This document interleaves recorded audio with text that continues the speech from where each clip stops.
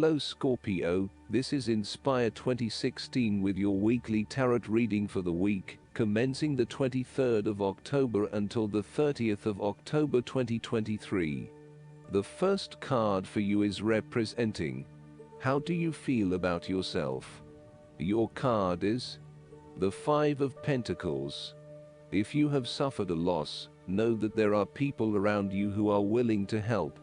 There is always a solution and always a way out, so either open your eyes and go to it, or close your eyes and let the inner light guide you.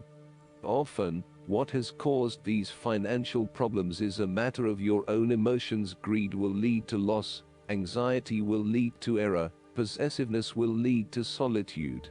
By focusing on the material, you lose sight of your spiritual development. You may be rich for a while, but all will be lost if you learn nothing. On a psychological level, there may be a difficulty with your relationship to money and material things. If money becomes the primary motivating force in life and the gauge by which you judge your worth, the lack of it may produce anxiety and a sense of being excluded from the good things money can provide. For example, if you are unfortunate enough to encounter financial difficulties such as the loss of employment or an investment gone belly up, you may fall into the trap of losing faith in your ability to recreate a positive financial situation for yourself. Therefore, you should not only consider your actual financial circumstances, but also your attitudes toward money. What fears do you have around money and wealth? Are you anxious about never having enough, or do you have faith in your ability to manifest what you need to live a prosperous, fulfilled life, no matter what your circumstances? Often wealth is based as much on your psychological state as your actual financial state. The second card for you is representing. What do you want most right now? Your card is the Eight of Pentacles. What do you want most right now is to learn new skills, and a time of beginning something that one has not previously done. In this sense, the Eight of Pentacles indicates that you are experiencing or about to experience a change or a new beginning in terms of your work, education, or financial circumstances.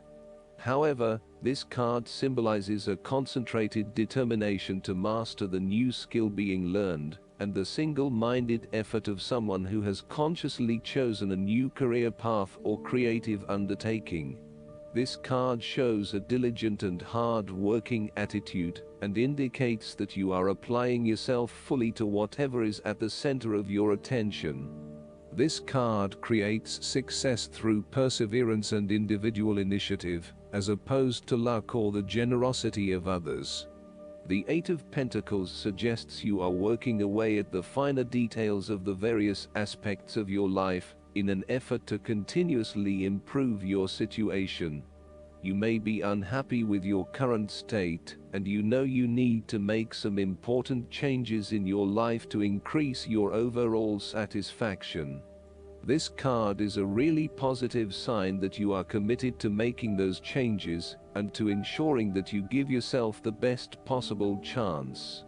Overall, this is a very hard-working and conscientious energy that is present in your life. The third card for you is representing your fears. Your card is the Two of Cups. You might be afraid to be lonely and have wanted to get married, proposals and engagements, particularly as this card portrays what looks like a wedding or hand fasting. It is a reflection of commitment between two individuals, to say that they will go through life together, always considerate of each other's needs and wishes. Outside of love, the Two of Cups reflects a partnership of sorts, be it a business partnership, friendship, or even a relationship between a person and their pet. Despite the focus on the two beings shown on this card, the Two of Cups also points to what is happening within the individual. To be truly loved, deeply treasured and valued highly by others, you must first and foremost strive to create those feelings for yourself. That is, when you work toward loving yourself, you hold your inner spirit in high regard, treating it with deference and deep respect.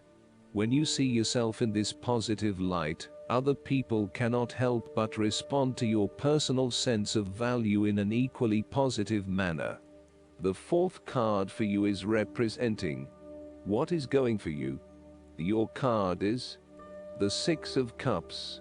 You want to return to the happy memories of your past, whether as a child, teenager, or adult. Oftentimes, though, these memories are indeed a thing of the past and reflect aspects of your life that have since vanished. You may feel that the only way to connect to this happiness is to escape into the past, where you can reflect on your happy and beautiful memories instead of dealing with current challenges.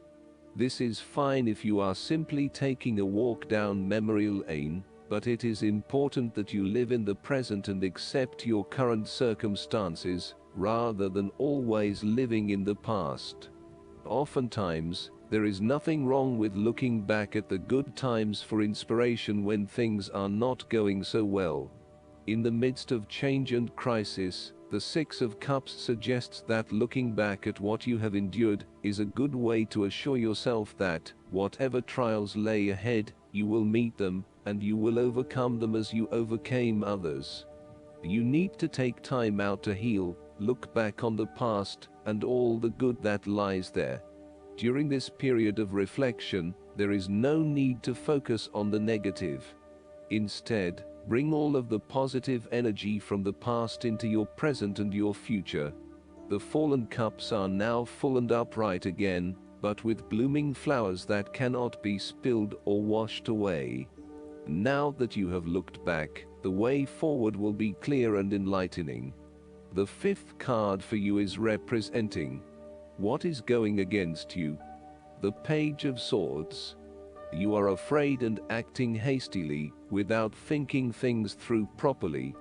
You have a lot of energy behind you to get things moving, but the way you are going about it is not an effective use of your energy. Tackle things one at a time, rather than trying to deal with everything at once. This will lead to more meaningful outcomes. You might be all talk and no action. You have to be very careful of making promises that you know you cannot keep, or saying things that you may later regret. Before making a specific promise or commitment, ensure that you can and will deliver on it in order to maintain your integrity and reputation. Also, be wary of other people's commitments to you, and put in place measures to ensure that they will deliver on what they promise to deliver. You may be trying to impress yourself with big stories about your past and your achievements that are not true. The last card for you is representing the likely outcome that you may have. Your card is the Two of Wands. This is a time to take your idea and turn it into a feasible plan that you know will lead to your success. It is no longer just an idea, but you now have a plan in place to ensure that your idea is carried out as you had intended. The Two of Wands is also about discovery, particularly as you step outside of your comfort zone and explore new worlds and new experiences.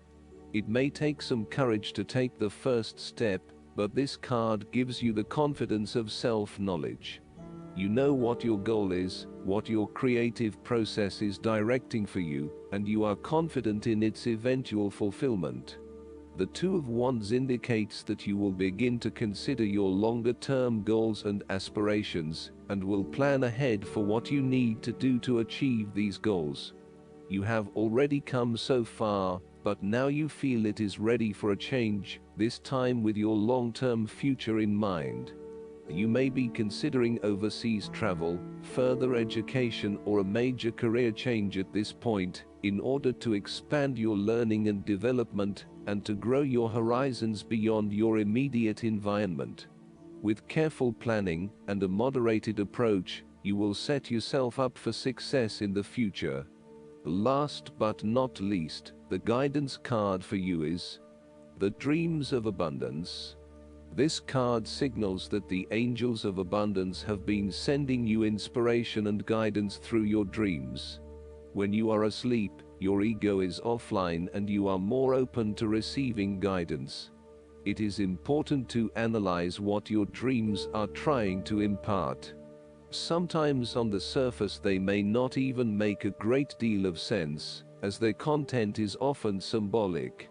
However, when you spend time deciphering the imagery and the symbolism present, dreams lay out a very comprehensible message. If you find you are not remembering your dreams or feel that they are too complex for you to figure out, ask your angels to send you clearer messages that you are more likely to retain. Each of us dreams every night, and with practice, we can start remembering more and more of our dreams. This practice comes in the form of writing down what we recall upon awakening, asking for dreams of guidance, and analyzing the messages we receive either on our own, with a partner, or with a professional dream interpreter. I hope that you enjoy everything, and if you like the reading, just please click subscribe and you will get instant notifications every time we publish a new video right to your YouTube. Thanks.